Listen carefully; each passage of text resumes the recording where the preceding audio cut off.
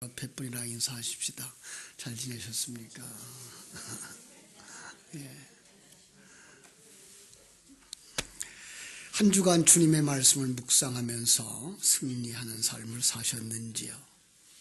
여러분은 성도의 신앙생활이 무엇인가를 생각해 보셨습니까?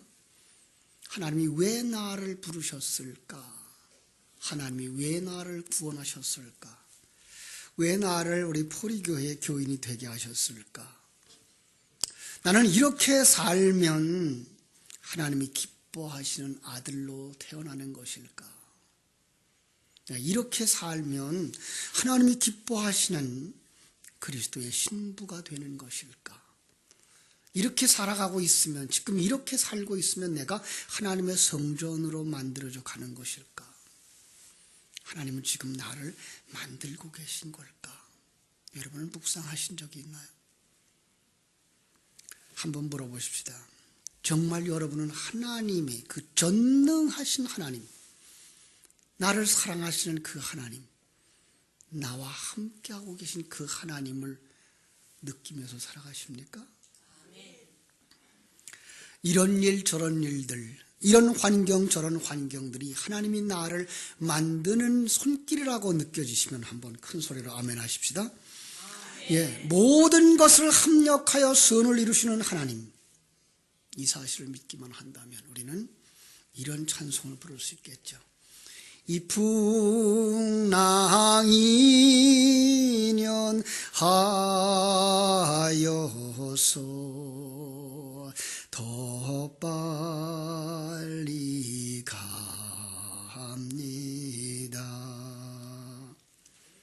제가 한 주간 동안 부른 찬송입니다. 요즘 하나님의 사랑, 하나님의 손길을 느끼면서 매일 이 감사의 찬송을 드립니다. 그리고 들려주시는 하나님의 말씀을 묵상합니다.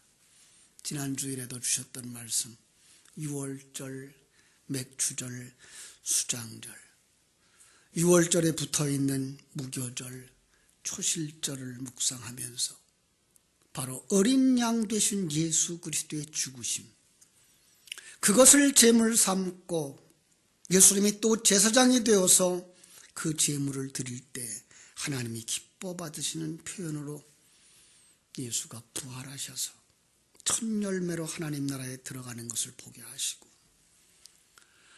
예수님이 첫 열매 되어진 것처럼 너희들도 아름다운 열매가 되어져서 하늘 국간에 들어가게 될 거야 라고 말씀하시는 그 음성을 듣게 합니다. 이것을 주야로 묵상하면서 느낀 것, 히브리서 12장 8절입니다. 징계는 다 받는 것이오늘 너희에게 없으면 사생자요 친아들이 아니니라.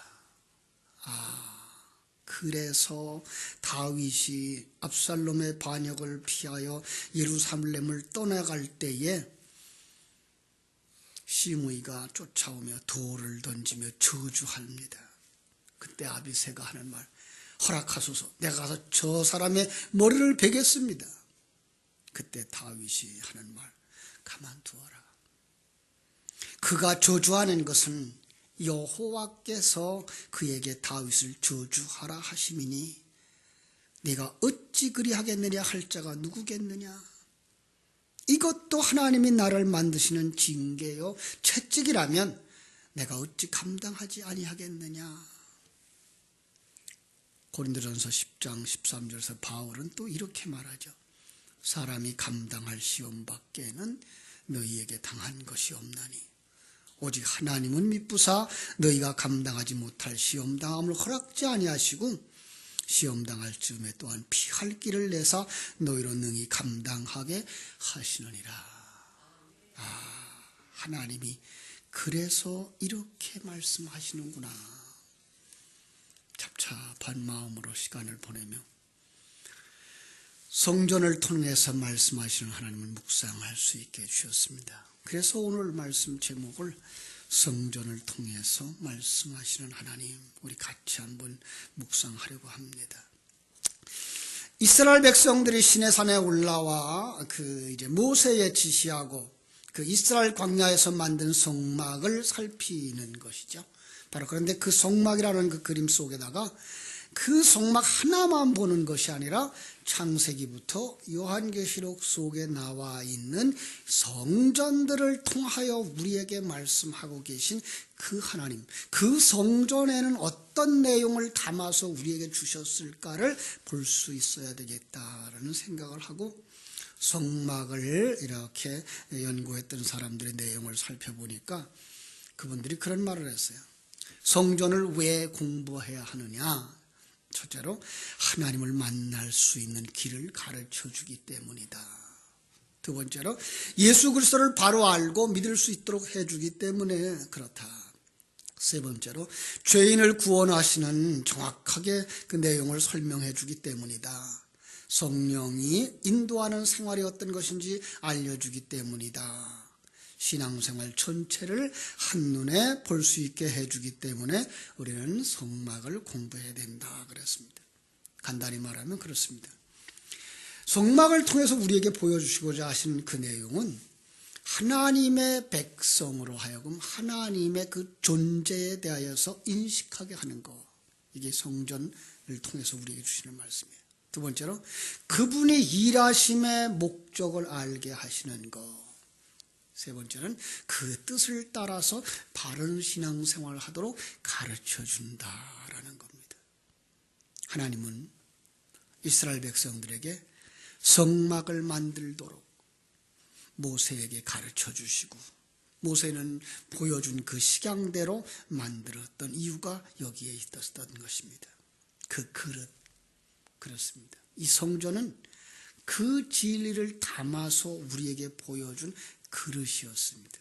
그걸 창세기부터 요한계시록까지의 내용을 가지고 이렇게 살펴보니까 그것은 바로 구약시대의 제단이었어요. 성막이 있기 전에 제물을 드리는 그 제단이었고 광야에서 그 회중 가운데에 준비되어진 성막이었고 그리고 이스라엘 나라의 중앙에 있었던 바로 성전이었던 것입니다. 그걸 통해서 우리에게 하시는 말씀, 너희들이 내가 너희와 함께한다. 하나님의 임재를 보여주고 있는 것입니다. 성막이라고 하는 단어, 그 히브리어를 보면 미슈칸이라고 말하는데 거처하다라는 겁니다. 하나님이 거하시는 곳이라는 의미입니다.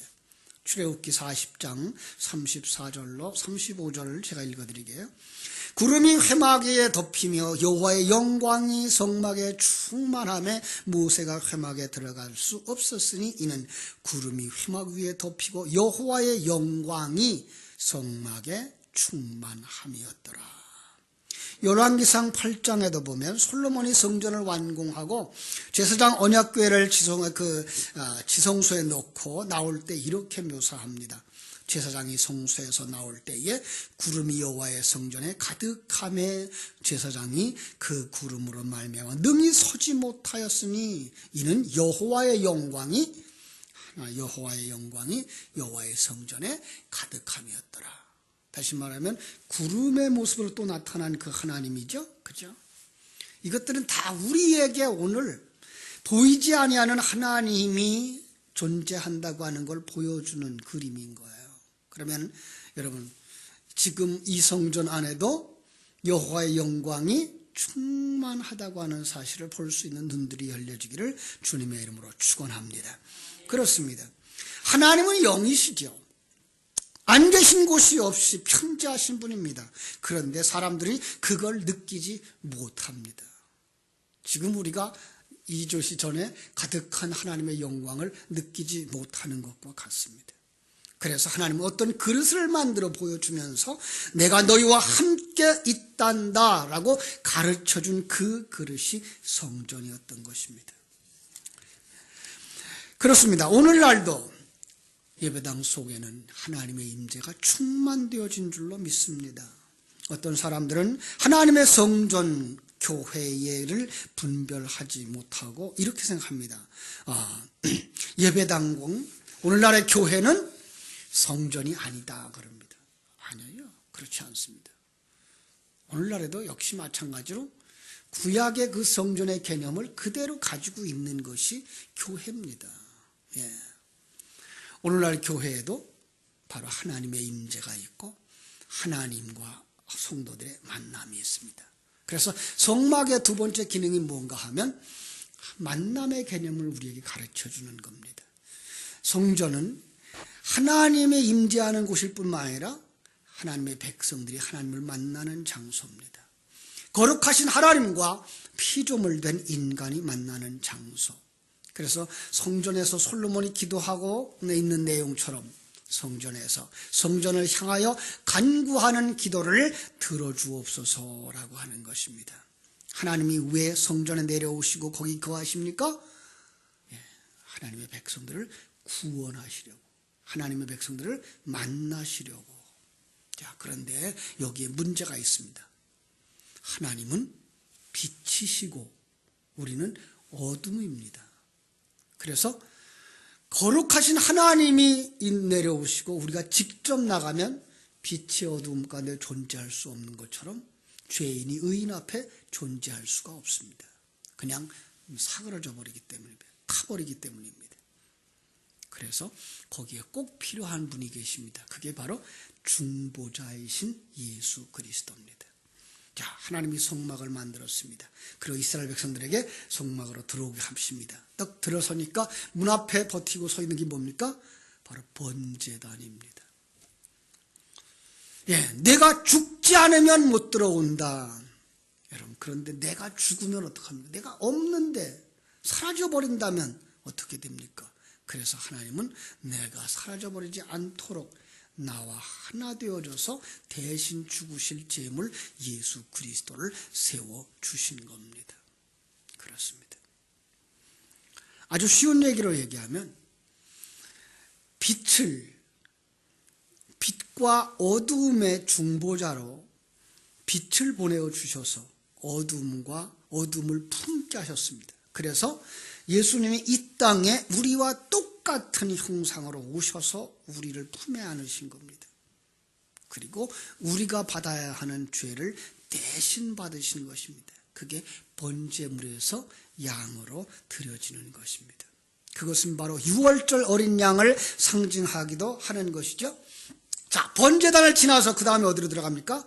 물두멍이 있습니다. 이스라엘 백성들이 유월절에 어린 양을 잡아 하나님 앞에 드리고 애굽을 떠나서 나올 때에 그 홍해바다를 건너면서 세례를 거치는 것처럼 바로 성도들에게 이 홍해를 건너게 하시는 겁니다. 세례를 통과해서 너는 그리스도와 함께 죽었어를 재확인시켜 주는 것입니다. 물두멍을 지나서 성소로 들어가면 거기에 성소는 또 다른 하나의 공간입니다. 성소에 뭐가 있었는지 아시죠? 진설병을 이렇게 놓는 떡상이 있었고 남쪽으로는 등대에 그죠? 촛불을 켜서 등대 불을 켜서 불을 밝혔고 그리고 지성소 쪽으로는 향단이 있어서 향을 밝혔습니다. 향불을 피웠습니다. 바로 이것이 오늘 이스라엘 백성들의 광야 생활이고 성도들의 신앙 생활입니다. 그들은 뭘 먹어야 된다고요? 광야에서 만나를 먹어야 했습니다. 그들을 인도하시는 불을 항상 따라서 인도함을 받았어야 됐습니다. 그리고 그들은 그 자기들의 신앙의 목적이 무엇인지를, 왜 구원받으셨는지를, 왜 구원하셨는지를, 내가 왜 구원받았는지를, 그리고 구원의 완성은 무엇인지를 늘 묵상하는 기도의 향을 하나님께 드려야만 했던 것입니다. 그 성소를 건너서 들어가는 곳이 바로 지성소입니다. 지성소에 들어가면 거기에 무엇이 있습니까? 거기는 언약궤가 있습니다. 그들은 하나님의 언약에 의해서 거기까지 들어왔다고 하는 사실을 깨달아 알게 해주셨던 겁니다. 자, 그런데 그 언약궤 속에 무엇이 있었나요? 십계명 돌비가 2개 있었고요. 아론의 그 만나 항아리가 있었고요. 아론의 쌍난 지팡이가 있었습니다. 여러분, 이것들은 모두 다 죄인의 상징이라 그랬습니다. 이런 죄인이었던 너희가 어떻게 지성소에 들어왔니?를 가르쳐 주는 것이 언약궤입니다. 바로 언약궤 뚜껑이 시은소라고도 말하고 속죄소라고도 말하는 장소입니다. 그래서 거기에는 대제사장이 들어가서 피를 뿌려줘야만 됐습니다. 다시 말하면 어린 양의 죽음으로 말미암아 그 의를 덧입은 자만 이 지성소에 들어오는 거야를 가르쳐 주셨던 것입니다. 그렇습니다. 이 모든 내용을 담고 있는 걸 한마디로 말할 때 그게 성전입니다. 그렇습니다. 이 성전을 대표하고 있는 것이 번제단입니다. 그래서 성막이 지어지기 전에도 하나님은 그들에게 제단을 쌓아서 제물을 드리도록 하셨고, 오늘날도 우리는 영적인 의미에서 제단을 쌓고 있는 자들인 것입니다. 아주 쉽게 보여준 그림이 아브라함이 이삭을 번제로 드리는 그 제단입니다. 그렇습니다. 그런데 그 이삭이 죽어야 되는데 이삭 대신 누가 죽습니까? 어린 양이 죽습니다. 그렇습니다. 그 양이 죽어 하나님의 백성이 살아나는 그림 그 자체가 제단이고 그것이 성전이고 그것이 바로 그걸 통해서 하나님과 자기 백성이 만남, 더 깊은 이야기로 말하면 하나님과 자기 백성의 연합이 이루어지는 것입니다. 보이는 그림 속에 보이지 않는 참 내용이 들어져 있는 것입니다. 자, 그래서 하나님은 보였던 그 성전을 헐어버리라고 말씀합니다. 예, 요한복음 2장 19절을 보면 예수님께서 이르시되 너희가 이 성전을 헐라 내가 사흘 동안에 일으키리라 라고 말씀합니다. 사람들이 성전의 의미를 오해하고 있기 때문에 시간과 공간 세계 속에 있는 모든 사람들은 오해할 수밖에 없습니다. 왜 그렇죠? 성전은 보이는 것이고 하나님의 임재와 하나님의 백성의 만남은 보이지 않는 것이기 때문에 그렇습니다. 하나님은 이 진리에 담은 그릇을 헐어버려야만 그 속에 진정한 성전이 나타나기 때문에 이렇게 말씀하시는 것입니다. 이 성전을 헐어라. 그죠? 그래야만 그 속에 성전이 나타납니다. 그 성전이 무엇입니까? 고린도전서 3장 16절에 보면 너희가 하나님의 성전인 것과 하나님의 성령이 너희 안에 거하시는 것이라고 가르쳐줍니다. 그렇습니다. 여러분, 이러한 그 당시의 그 성막, 솔로몬의 그 화려했던 성전, 오늘날 예배하는 우리 예배당이 모두 다 무엇을 상징하고 있는 그림이라고요? 여러분의 모습, 여러분이 하나님의 성전인 것, 그리고 하나님이 여러분과 하나 되어져 있는 모습을 보여주는 그림이라고 하는 것입니다. 신령한 눈이 열리지 않으면 이게 안 보이는 것입니다. 신령한 눈이 열리지 않으면 내가 성전으로 완성되어져 가고 있다는 사실이나 하나님이 나와 함께 하셔서 내 안에 들어오셨다고 하는 사실이나 죄인된 나를 구원하시려고 내 안에 제사장으로 오신 주님, 나를 품에 안으시고 자신이 죄물 되어져서 십자가에서 죽으시는 그 사실이 깨달아지지 않습니다. 이게 깨달아지지 않으면 예수님의 죽음을 2000년 전의 죽음으로만 끝나고 맙니다. 여러분, 예수님은 지금 어디서 죽고 계십니까? 내 안에서 내 옛사람을 품으시고 십자가에서 죽으시고 계신 사실을 여러분 보실 수 있어야 됩니다. 그래야 여러분의 상황 속에서 환경 속에서 일어나는 모든 일들을 통하여 감사하게 될 수 있고 하나님이 이렇게 나를 만들어 가고 계시는구나 하는 하나님의 손길을 느낄 수가 있는 것입니다. 안타까운 것은 시간과 공간 속에 있는 사람들은 이걸 보지 못한다는 것입니다. 신령한 눈이 열려지기 전에는 오해할 수밖에 없다는 것입니다. 오해하면 어떤 짓을 하는지 우리 알죠? 우리 마태복음 21장 12절로 13절에 보면은요, 예수님께서 성전에 들어가요. 성전 안에 매매하는 모든 사람을 내쫓습니다. 돈 바꾸는 사람들과 상과 비둘기 파는 사람들의 의자를 둘러엎으시고 그들에게 말씀하십니다. 기록된 바 내 집은 기도하는 집이라. 너희들이 강도의 소굴을 만들었도다. 자, 지난해 종려주일 제가 했던 설교의 중심 내용입니다. 예수님이 예루살렘에 입성하시는 그 그림은 그냥 그 당시에 예수가 나귀 타고 그 성전에 입성했던 그 그림으로 끝나면 아무것도 보지 못한 것입니다. 그 그림은 예수 그리스도가 지금 여러분과 내 안으로 입성하고 계신 그 사실입니다. 내 안에 들어와 버린 내 안이 어떻게 되었더라고요? 도적의 소굴이 되었더라고요. 강도의 소굴이 되었더라고요. 장사꾼들의 장사터가 되었더라는 것입니다. 이게 우리 옛사람의 모습입니다. 종교적 타락한 모습들, 장사꾼들로 가득한 것입니다. 오해하지 마세요. 장사하는 사람을 폄하하는 것 아닙니다. 모든 사람들이 하나님을 자기의 이익 챙기는 도구로 사용하더라고 하는 것입니다. 장사꾼들. 요한계시록 18장 11절로 13절에 보면 그 장사꾼들의 모습 속에 무엇을 장사했는가 이렇게 표현해 줍니다. 땅의 상인들이 그들을 위하여 애통하는 것은 그들이 상품을 사는 자가 없음이라. 그 상품이 뭔가 하면 금과 은과 보석과 진주, 세마포, 자주옷감, 비단, 붉은 옷감, 각종 향목, 상아그릇, 값진나무, 구리, 철, 대리석으로 만든 각종 그릇, 계피와 향료, 향과 향유, 유향과 포도주, 감람류와 고운 밀가루, 밀, 소, 양, 말, 수레, 마지막에는 사람의 영혼들, 이렇게 말합니다.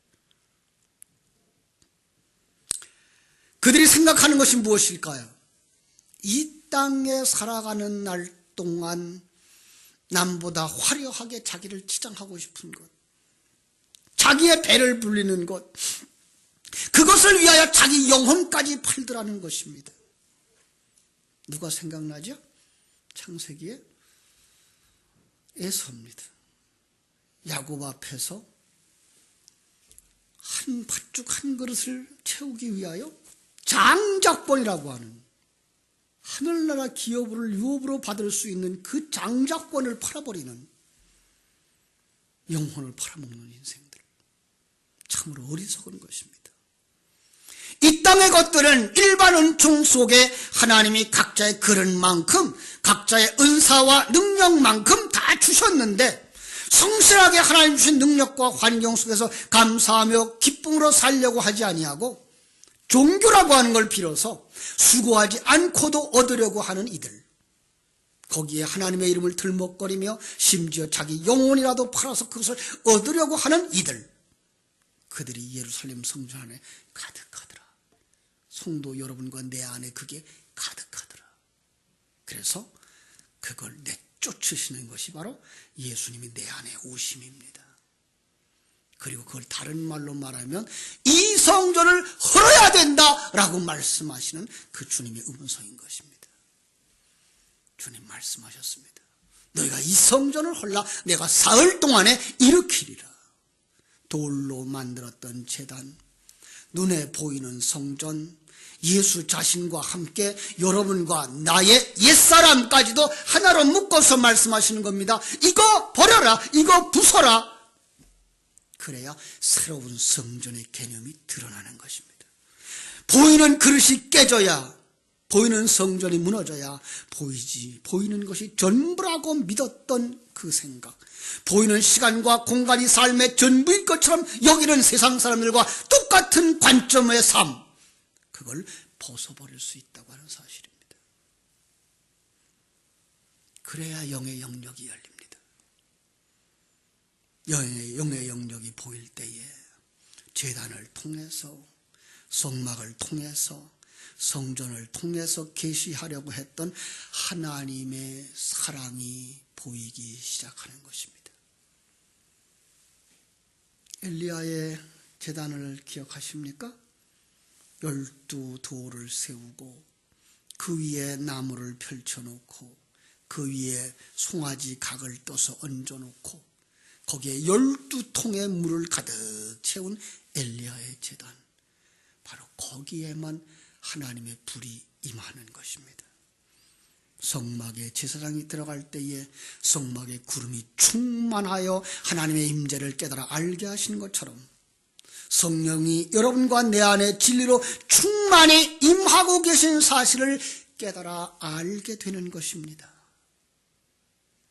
구름 기둥과 불 기둥으로 임하여 이스라엘 광야길을 인도하셨던 것처럼 그분이 여러분과 나의 길을 인도하고 계신 줄을 깨닫게 되고 느껴지게 되는 것입니다. 그렇습니다. 여러분과 나이가 부서져야 할 성전이라는 것까지 연결해낼 수 있어야 합니다. 이것을 발견해내기가 그렇게 쉬운 것은 아닙니다. 그러나 우리 주님이 하신 말씀을 깊이 묵상하면서 여기까지 깨달아지게 되기를 주님의 이름으로 축원합니다. 너희가 이 성전을 헐라 내가 사흘 동안에 일으키리니. 여러분, 그런데 이걸 우리가 못합니다. 속된 말이 있습니다. 중이 제 머리 못 깎는다고. 그래서 하나님이 우리 안에 들어오시는 겁니다. 우리 속에 옛사람을 부숴버리려고, 철저하게 부수려고.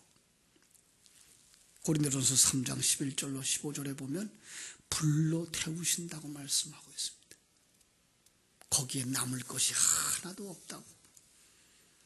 그리고 거기에 온전히 남는 것, 그것은 바로 요한계시록 21장 22장에 나오는 새 하늘과 새 땅, 새 성 예루살렘, 바로 새 성전인 줄로 믿습니다. 그렇습니다.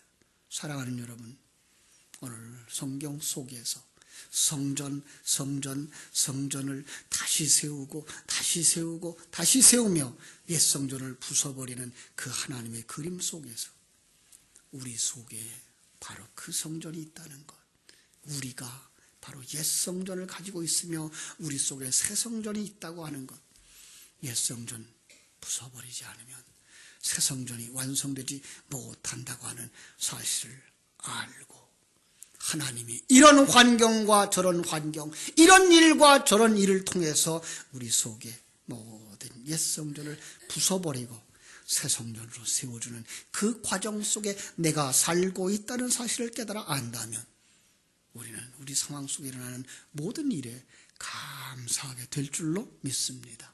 그래서 범사를 감사하고 크신 하나님을 찬양하는 복된 성도들, 온전한 성전으로 완성되기를 주님의 이름으로 축원합니다. 기도하겠습니다. 하나님, 우리 아버지 크신 은혜와 사랑을 감사하고 감사합니다.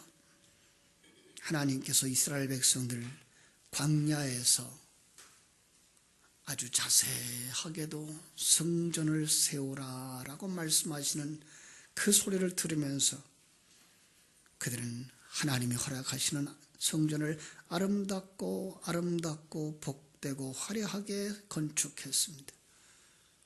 그러나 그들이 그 성전을 건축한 일에 정신이 팔려서 그 성전에 담아주신 하나님의 진리를 보지 못하였다면 그보다 어리석은 사람들은 없었을 것입니다.